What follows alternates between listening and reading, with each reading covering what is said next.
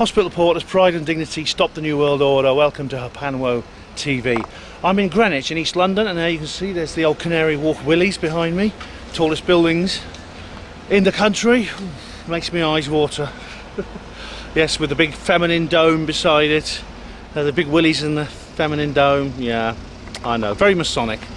Anyway, I digress. I'm not here to talk about Masonic stuff tonight, or maybe not.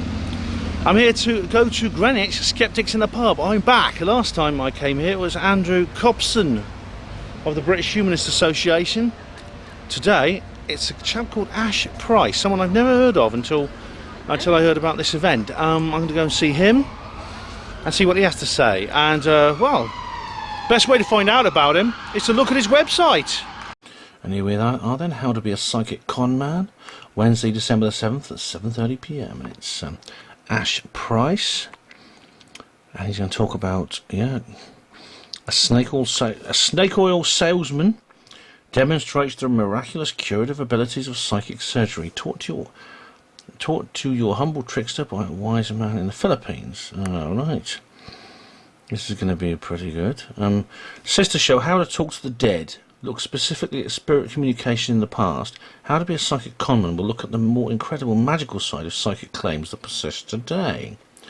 The types of demonstrations that blur the line between the honest deception of magic and the dishonesty of those hoping to make a quick buck out of your deep-rooted beliefs.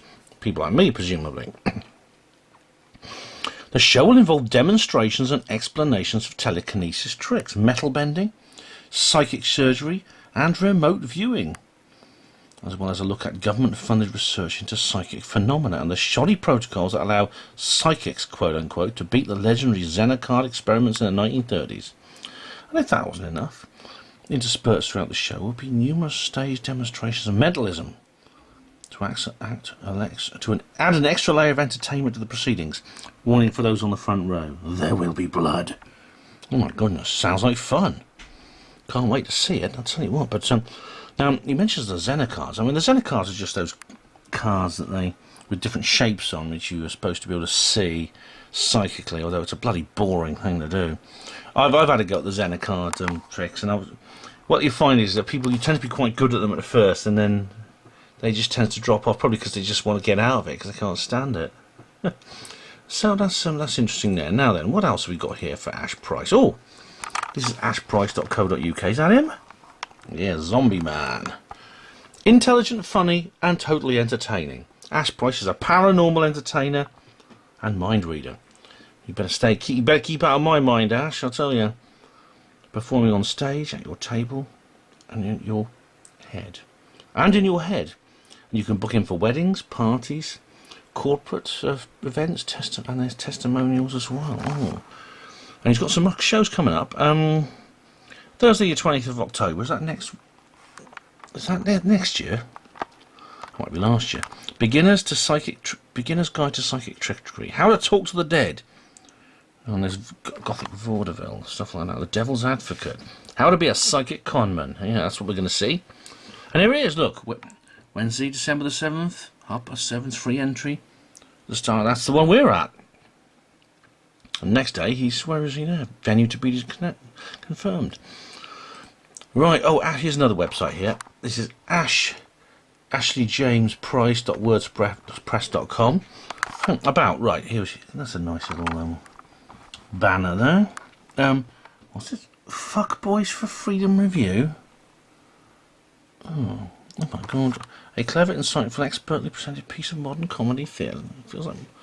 I don't know what I think this is some sort of review he's just done. Is he really going to shows with titles like that? Goodness me, makes me look at him very strangely. Nosferatu Shadows review.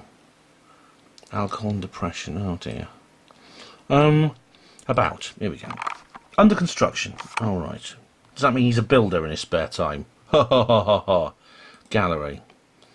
Under construction, but here's a photo of me doing some psychic surgery at the Science Show-Off event in Edinburgh, July 2012. Now I've seen, this is the thing that James Randi has done. Apparently it's these fakes in the Philippines who pretend they're putting their hands inside you and pulling bits out. Now Randy, I mean, you know what I think of Randy. I've done an entire video about skeptics and things like that, and who are they, why are they wrong, what's it? You can find that on my channel. But, you know, credit where credit's due. Sometimes Randy gets things right. How to talk to the dead. Oh, this is a tour, 2015 tour. This is quite old. This is a 2015 tour. Oh yeah. So these are past events. Obviously, he hasn't updated this website for a while, but yeah. So here's some posters from his tour, where he talks about Ouija boards, spirit slates, spiritual communication, stopped pulses, spewing ectoplasm. Oh yeah. Well, the thing is, the stop pulses is very easy to do. You just use a tourniquet. Any nurse knows how to do that. Apparently he's involved with the Edinburgh Skeptics. He's apparently one of the founders of Edinburgh Skeptics, apparently, I think. And here's various dates for the tour. Now, the funny thing is, it's... where is it? Oh, right, that's all gone. Okay. But he's got a YouTube channel as well. Here we are, Psychic Conman. Here's his YouTube channel. And here's his various uploads. Orbs caught on film. A haunted table, things like that. Oh, Geller's cornflakes. What does depression feel like? I'm sorry if he's had depression. It's I wouldn't wish that on anyone. And there's various videos about talking to the dead. So I'll have a look at some of those. How to talk to the dead. Episode 1, 2, 3, 4, 5. So I'll have a look at that. Oh, so there's quite a lot. He's got quite a presence online, this chap. I mean, I've never heard of him before I had that little... Well, I had a little... I put a comment on one of his videos. I'll talk about that in a minute. But this is his website, anyway. Ash Pryce, and his various other websites. YouTube channel and his various other things. Okay, I'm on Old Woolwich Road. I'm heading for the Star and Garter pub. Again... It always makes me laugh at the Star and Garter pub, because a skeptic catchphrase, or a skeptic, it's always a skeptic cliche, is, oh my stars and garters. If you're a skeptic, and especially if you're on the internet and you're on a forum, and some woo-woo loony comes up and says something really crazy, you reply, oh my stars and garters. So I'm going to the Star and Garter pub, very appropriate. I'm not going to turn the camera on myself right now because I'm wearing my disguise. I'm in full disguise tonight because in that video collection of Ash Pryce I showed you, one thing that is not there anymore is a video he made about Helen Duncan. It was only a short video, about 10 minutes long, but I left a comment on there and basically telling him he was talking rubbish. He made a lot of mistakes, and well, I mean, you know, with skeptics, like I said, you never know with skeptics about how fickle they can be. I mean, they can be,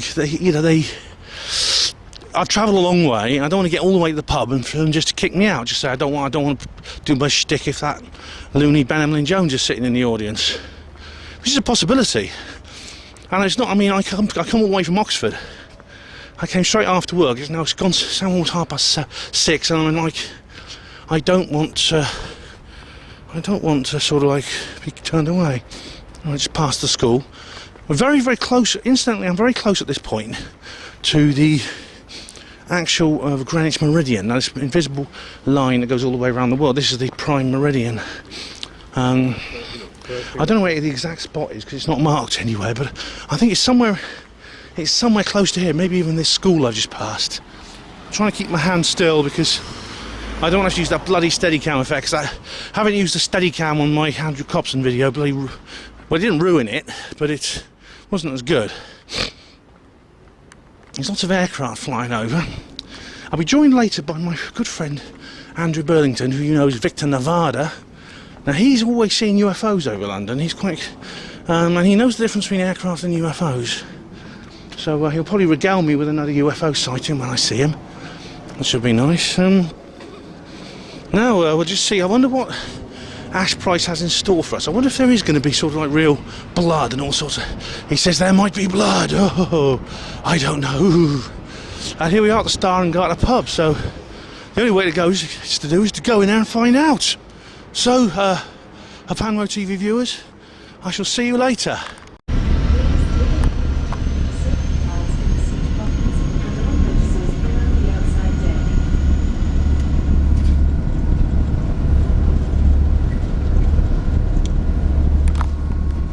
welcome to Dubai, everybody. Yeah, but I mean, London is looking more like Dubai every day, even with all the cranes included. Well, it's been a good, it's been another good session at Greenwich Skeptics in the pub. Ash Pryce was but he was this sort of quite young, short chap, a bit tubby, sort of like young, short, round, sort of bloke with a beard, kind of like a sort of a bit like Darren Brown.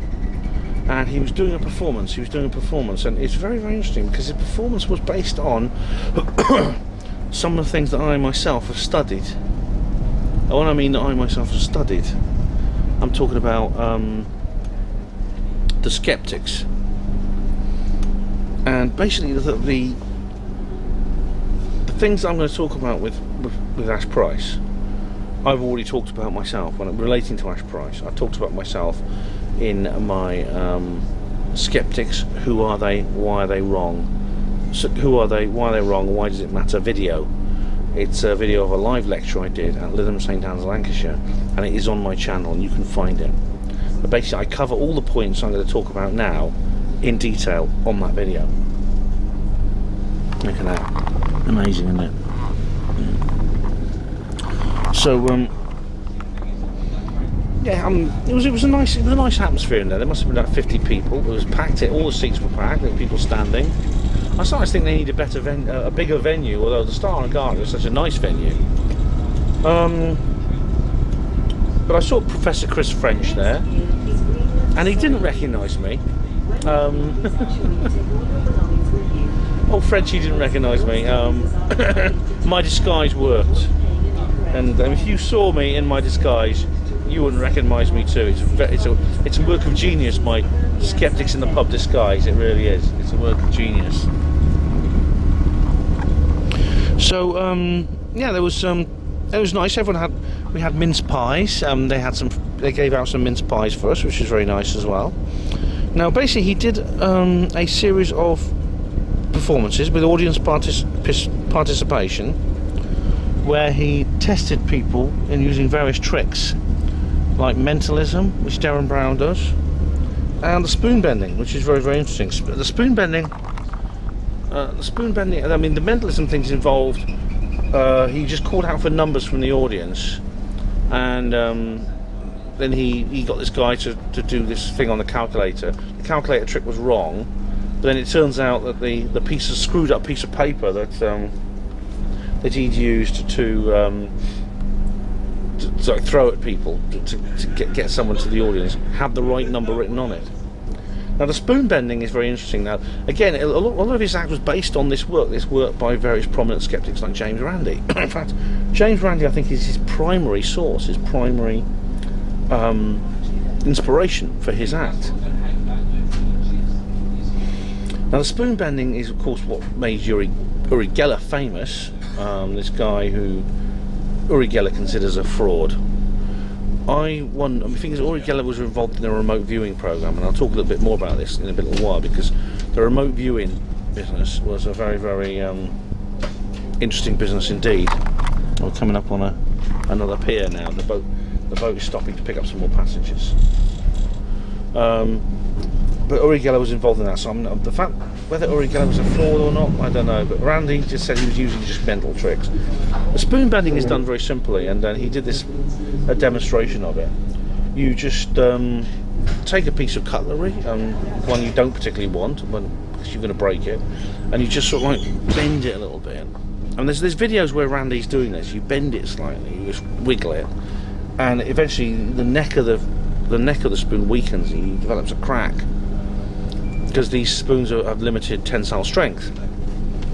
And then it's very, very simple just to use that spoon in the trick and just say, look, bend, and just press it, and get someone else to hold the two ends, and then you just rub it, and it'll eventually break. And you say, oh, I broke a spoon with the power of the mind. Now, then he talks about, he said, who is James Randi? How many people have heard of James Randi? And as it happened, not about everyone, but about 3 people in the room heard of James Randi. Which is what you'd expect. If it's a room full of skeptics, they're going to have heard of James Randi. aren't they? I mean, that's to be expected. But then he said, have you heard of James Heydrich? And we're coming up on the Willies now, the Canary Wharf Willies. Oh yes, aren't they big? Aren't they hard? Yes. Canary Wharf, yeah. Now James Heydrich. How many people have heard of James Heydrich? He asked this he asked the audience. And funny enough, I was one of only about 3 people who'd heard of James Heydrich in the entire room, and I'm the non-skeptic. But James Heydrich is this guy who became very famous for a couple of years, moving things with his power of his mind. He could make pages in a book turn without touching them. He could move things like pencils along a table and stuff like that. And Randy caught him out one day. Excuse me. Randy caught him out. He put like some loose polished styrene around this. This was in 1980 on TV. Put this loose polished styrene around one of these books, and because he said, "Oh, Heydrich is blowing on. He's just using the power. He's just blowing. He's just going, and that's how he does what he does." And so look at that. Yeah. And so it turns out he did. Eventually, Heydrich actually confessed after that. Now, and he, of course, he brings up the $1 million challenge, and he says no one's ever won the $1 million challenge, and he says fair enough. But then he mentions Project Alpha. Now, Project Alpha is I've talked about this again. If you go to my skeptic video that I just mentioned, I'll put a link in the description box to it. Basically, what happened was there was the McDonnell Douglas company put up $500,000 to fund psychical research, and they set up this thing called Mag Labs, which was basically a psychical research laboratory trying to find people with the ability for telekinesis, remote viewing, things like that. And so James Randi says, well, I reckon he inserts these 2 guys into there, Mike Edwards and Steve Shaw, who's today called Banachek, who's a magician. And I explain this in more detail in my skeptic video, but basically, according to Randy, Mag Labs were completely fooled by these 2 magicians, and they declared them to be really psychic. And they did this big report where they said, we found the real thing, we found real psychic powers. These 2 guys, they're genuine psychics, and we've proved it once and for all. And they did this enormous press conference where all the newspapers of the world came, and Steve Shaw and Banachek, there was a big drum roll, and they were brought up onto stage, and then there's the big reveal, and then Steve Shaw, Edwards and Shaw, they say, I'm afraid we're not really psychic, we cheated, sorry. And according to James Randi, this was his big coup. Right, this is where he'd shown the psychical researchers up to be dupes, because he'd put two simple conjuring people who were good at conjuring tricks into the laboratory, and these psychic researchers had passed them as genuine psychics. And it was a huge embarrassment. And Ash Pryce, in his lecture, was saying basically, oh, if you ever go to America and talk to a psychical researcher, and you mention Project Alpha, it'll be like a stab to their chest. But of course, that's not the case. I mean, there's another side to the story, and I talk about it in detail in my skeptic video. But basically, Randy distorted this whole thing. He portrayed it as something it wasn't. Fresh water, boys, and fill jump, please. Edwards and Shaw were not declared to be the ultimate real thing by Mag Labs, and Mag Labs did not fork out on some huge ceremony to announce the real psychics to the world. There was a very, very brief clip of a National Geographic documentary, which is this supposed big press conference. And Randy lied. James Randi's a liar. That's the point. And then Ash Pryce does this trick with Zener cards. Now, Zener cards are, if you've seen the opening of Ghostbusters, the first Ghostbusters, where he's pulling up these cards with stars and circles and wavy lines on, those are Zener cards. Now, the thing about Zener cards, I mean, several experiments have been done with Zener cards. Some of them proved positive in the early 1930s, etc. But Ash Pryce puts this down to sensory leakage, which is where there was some breakdown in the control, in the blinding of the experiment. It's possible that he claims that some magicians can tell when someone's writing something, they know what's been written because the sound of the writing. I don't know if that's true. Is that possible? Is it possible to know what something's been written if you just hear a pen scraping across a page and you know what's been written? Is that really true? We're coming into West London now. The river's getting narrower. Yeah. I don't know. I mean, the thing about Xena cards is the reason they have limited success, I suppose, because they're incredibly boring. I mean, who spend hours and hours sitting there going, oh, it's a star, it's a wavy line, it's a square, it's a cross, etc. There's only 5 different cards, so you're going to get 1 out of 5 right by chance anyway. It's just boring. Xena cards is bloody boring. I mean, if you watch my video about the ASAP 2011 Seriously Strange conference where I was out there, I had to go in the psychic laboratory and I was on the Xena cards and I got less than you'd expect by chance. So if I do have psychic powers, they're working against me. So then he talks about remote viewing. He does a remote viewing demonstration. It's very, very interesting because he's obviously Ash Pryce is doing mentalism on this person from the audience. And he said, the Soviet Union were doing, in about 1960, they did a remote viewing study. This woman is moving things with the power of her mind, this famous psychic spy from Russia. And he said, oh, but she's got wires attached to her bra, can't they see it? They should have asked the magician, and the magician would have told them. And again, I bring this up in my skeptic video, the one I just talked about, but they love to portray psychic investigators as these wide-eyed, naive dupes who are taken to the cleaners so easily by just a parlour room magic tricks. But that's not the case. This patronising and comforting image for the skeptic is actually based on an illusion, and I explain why in my skeptic video in more detail. But he talks about remote viewing, the men who stare at goats, and he said this is something he said that I didn't know, and this is new information on me. But Ash Pryce said that in 2001 there was actually a remote viewing. I think it cost £80,000 of taxpayers' money was spent on a remote viewing experiment for the UK. It's getting late at night. The UK government. I thought, really? Bloody heck. I don't know. And then he did this thing where someone drew a picture and Pryce put his hands over his eyes like that, and he knew what they were drawing. And he revealed what these tricks were. He said, I'm just peeking through my eyes, like I'm peeking. I'm doing this. I'm peeking, you know. We go through Tower Bridge now. Oh, wicked. Got to see Tower Bridge. I'm just so that's how he did it. And I thought that actually, because he didn't turn his back, so I thought that he was just peeking, because he knew what this person was drawing. Excuse me. Now, the most spectacular part of Ash Pryce's performance was the bit with the blood. Yes, blood will be shed. He did a demonstration of psychic surgery. Now, psychic surgery is something that is supposedly done by various people who claim they have magical powers in the Philippines and Brazil.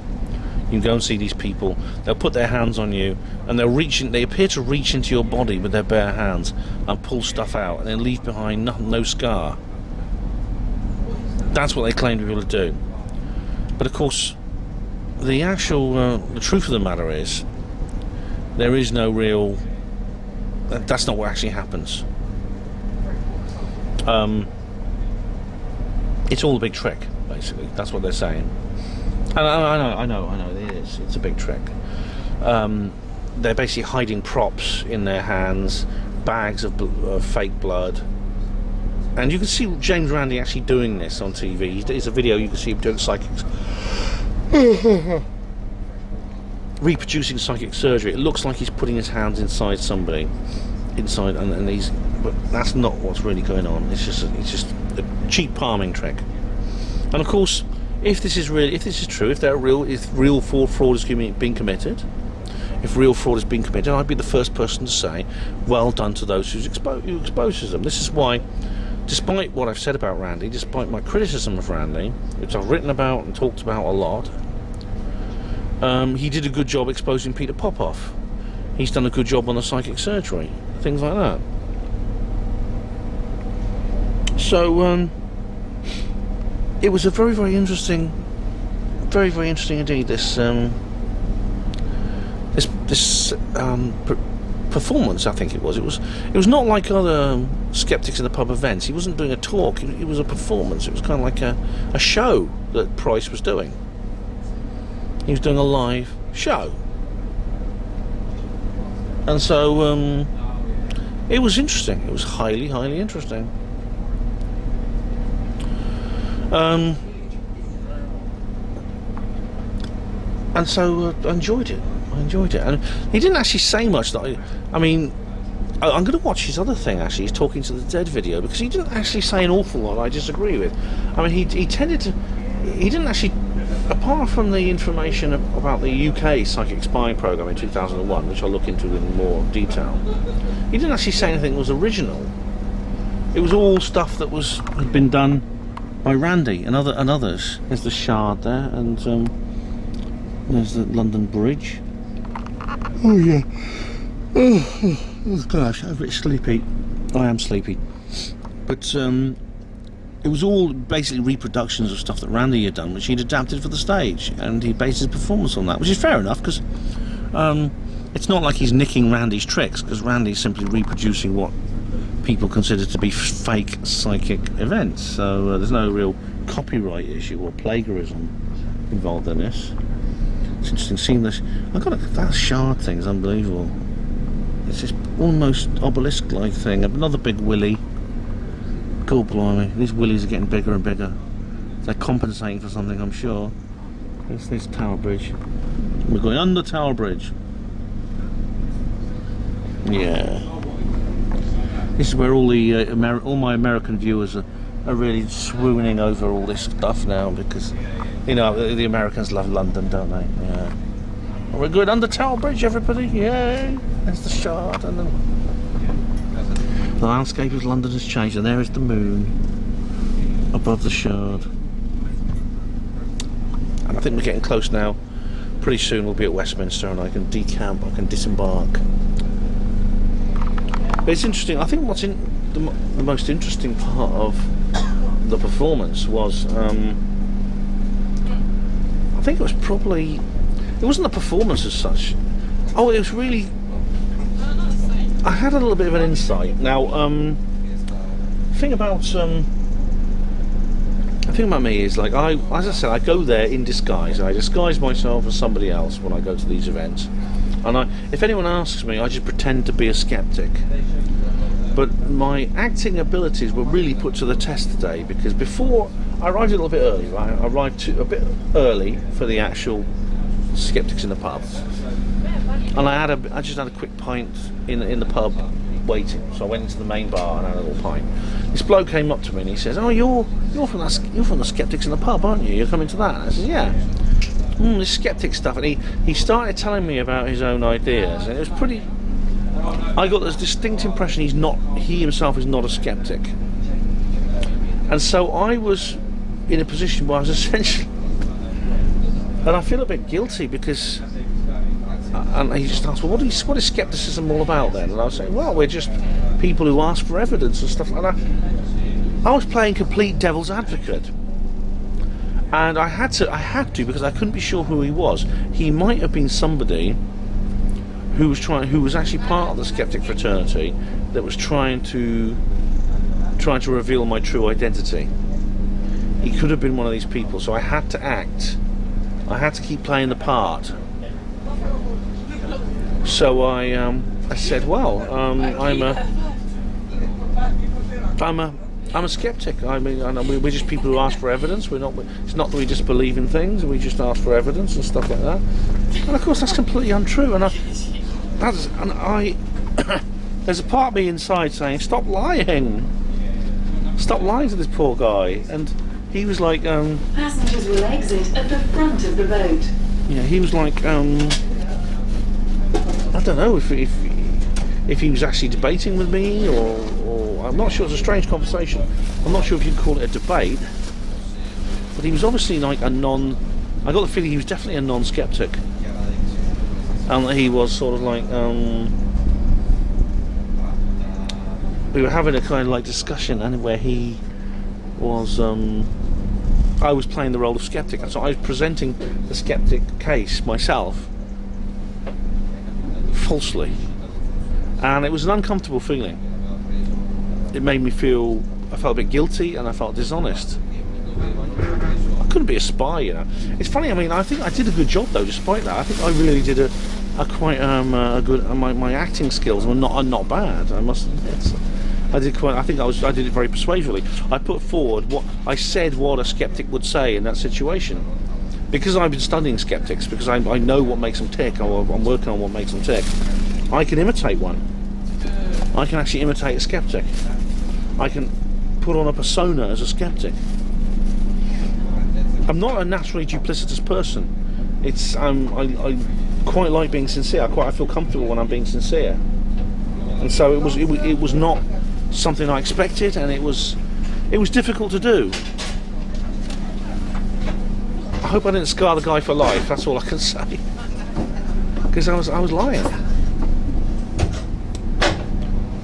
It's like the Cambridge spies. I mean, it's interesting about the Cambridge spy ring. Was it Anthony Blunt, Guy Burgess, the other one? There's a couple of others. Kim Philby, and what's the other one? Burgess, Philby, McLean. Oh, Don McLean. What was his name? McLean. Yeah.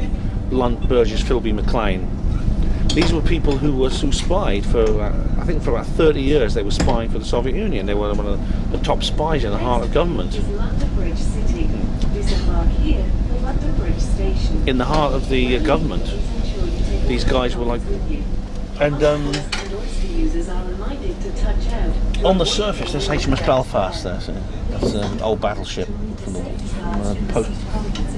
the war. What's interesting is that the Cambridge spies they had this persona. They lived a false life. They lived a false life the 30 years or so that they were spying for the Soviets, where they were, because on the surface they were completely trustworthy. They were working for the British intelligence services. They were very conservative, very patriotic, ultra conservative. They were very passionately, on the surface, they were passionately anti-liberal, conservative, table thumping like a right-wing people. Blunt met the Queen, and he was a friend of the Queen's, and he became an art. He helped organise our art collection and things like that. Blunt seemed to be the kind of ringleader of the whole thing. Yet, deep inside themselves, they were devout Marxist-Leninists, fanatically dedicated to the cause of spreading communism around the world and hating their own country. I mean, they all managed to escape. The only one who didn't escape was Blunt. The only one who didn't escape was Blunt, and eventually he got pardoned. It's an amazing story, the Cambridge spies. Maybe it's because they knew each other, and they were part of this ring. They could sort of like reconfirm their beliefs when they were on their own together. I mean, we can't be very often though, because they must have known they were being bugged. But it's the ability to live a lie to that extent, and the human ability for deception is incredible and frightening. There's an emergency. You see the blue lights of an emergency vehicle going over that bridge. It is really, really. I mean, everyone was pretty shocked when the Cambridge spy ring was revealed, and they think there was a fifth man they never caught. The next clear is Bankside. And Peter Wright, who wrote the book Spycatcher, reckoned he accuses his former boss, Sir Roger Hollis, who was head of MI5, of being the fifth man of the Cambridge spy ring. To avoid paying an incorrect fare. To read the safety cards in the seat pockets and on notices around the outside desk. So I mean, as I said, I'm not the kind of person I think who could do that. I think I'm not a naturally deceitful person. I don't like misleading other people. I didn't like what I did today, this evening, talking to that man in the pub. I didn't expect this. I didn't expect to get into conversations with people who weren't skeptics, and then have to like put the skeptic point across pro bono. I didn't expect that, and this guy was a bit disconcerted by me, I think, and I was like saying, well, I did this amazing act. I was saying, you know, skeptics are not, you know, we skeptics, we just want evidence for things. We don't believe in things without evidence, and unfortunately there is no evidence for things such as the paranormal, UFOs, God. God is a hypothesis too, and there is no evidence these things exist.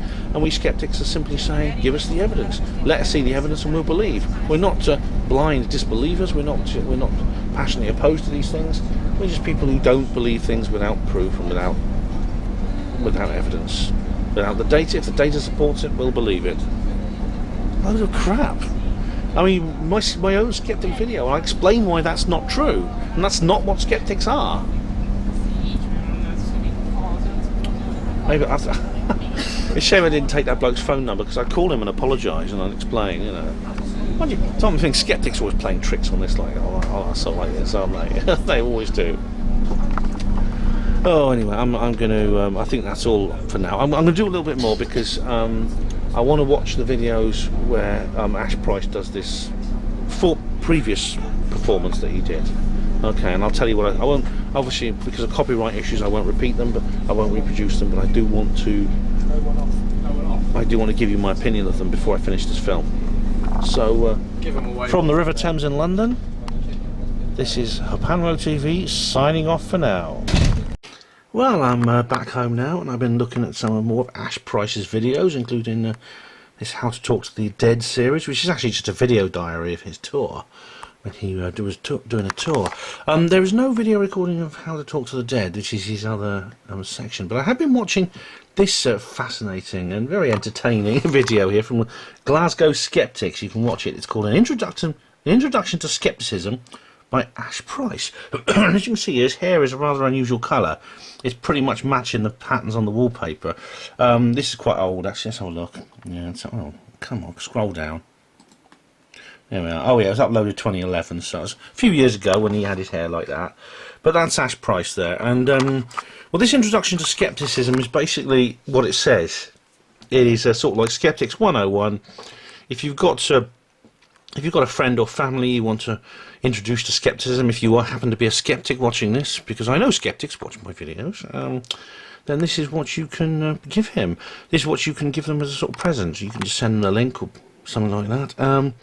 But he's doing here his little rant about various things, and he goes through an awful lot of the stuff that he did in Greenwich during the evening, including James Randi and everything to do with James Randi, Zener cards, mind reading, things like that. But he also touches on conspiracy theories, UFOs, ghosts, etc. He says ghosts and the supernatural are his prime interest, and interestingly enough, he in the in the video diary series. Oh, you see, David Icke there. He's into David Icke. Now, in this How to Talk to the Dead series, he actually mentions Helen Duncan. He talks about Helen Duncan. Now, as I said, he had a video about Helen Duncan, which is now been removed. Which I can't find it. Unless is it this one? No, it's not this one. No, this is a different one. Yes, here's a different thing by... Oh, this is a skeptical poem by Anna Semley and Graham Smith, read by Ash Pryce. I see, right, yeah. So basically, he's just giving you, like, the Skeptic 101 here. Skeptic... and, as I said, it's convincing on one level for somebody who's not familiar with all the arguments. However, as you know, my own Skeptic video addresses, I mean, it's almost, my own skeptic video is almost surprisingly similar to this one, in the sense I'm talking about the skeptic movement, but I believe, because there's nothing really in this video that's new to me, actually. apart from the colour of his hair, I've never seen anyone with hair like that colour. Well, at least not a man anyway. I've seen a couple of women, but not men. But apart from that, there's nothing new. However, I don't want to sound arrogant, but I feel I'm beyond it. I'm beyond this. And my own skeptic video, which you will be familiar with, there's a link in the description box to it, as I said, will hopefully give you the other side of the story. It'll explain to you what the skeptic movement is. Not skepticism, philosophical skepticism, scientific skepticism. We're talking about the skeptic movement here. This community, this community of people who have these ideas, of which Ash Pryce has one. He's very big fan of James Randi. He's got a whole section in this video on James Randi. So, what's coming up next? Is this at Greenwich? Oh, they've already updated the homepage. The next person to speak at Greenwich Skeptics in the pub, which is on January the 4th, is David Robert Grimes. That name sounds worryingly familiar. Let me just check something out a minute. Let me just check something out. One moment. Grimes. I'm sure I've written about this guy. Oh yes, conspiracy. Are conspiracy theories mathematically impossible? Right. Yeah. I'll probably go and see that, and I'll take my trusty camera with me. I think, yeah, this is a guy who thinks he's calculated, using a very simple mathematical formula, that conspiracy theories cannot possibly be true. So after that, what we got after that? Oh, we've got the heretic herself, Professor Karen Douglas, the evil outsider who actually believes that conspiracy theorists are more logical and calmer than non-conspiracy theorists. I actually got a chance to speak to her privately, as I said in the previous video, at the event, the ASAP event. That I can't miss that. That's going to be bloody good. It says here, listen, this is very interesting. This talk was originally scheduled for July 2016. So why was it cancelled, I wonder? Why was it cancelled? What's happening after that? Henry Compare. What happened when we tried to correct for 58? Oh, this is a legal thing. This is a legal institution. Then Alom Shaha, how to be a science teacher. Just to be a science teacher is easy. Just be a nice person who is not a dickhead. I know, because when I was at school. Oh, this is interesting. Oh, it's Christopher Thresher. Christopher Thresher Andrews.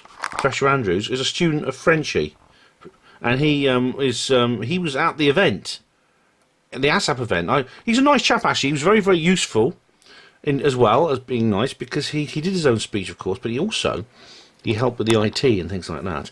Is it time to ditch the tinfoil hat? What psychology can tell us about belief in conspiracy theories? That's May the 3rd. Right. I think basically what I'm saying here is you could expect more videos like the one you've just watched, like this one, because I'm going to take my trusty camera and I'm going to head there. I'll probably be in disguise for most of them, perhaps not for Professor Karen Douglas, but all the others I'll probably have to go in disguise. I'll see, or I may go as myself to a couple of them and see what happens. As I said, my disguise does work. Professor French didn't recognise me. No one else did either. So, Anyway, I met up with Andrew Burlington afterwards. Andrew Victor Nevada on YouTube. I forgot to tell you that, didn't I? I met up with him in the pub, in the bar afterwards. We had a beer just after the main event, and I missed a Q&A with Ash Pryce because I just wanted to have a drink with Andrew. I don't see him very often. But anyway, it's been a long night. I'm getting a bit tired now. It's almost 3 o'clock. It's almost 3 AM now. I'm not normally up this time. It's not like when I was a porter and I did shift work. So I'm going to have to go to bed. And anyway, thanks for watching. Hospital Porters, Pride and Dignity. Stop the New World Order.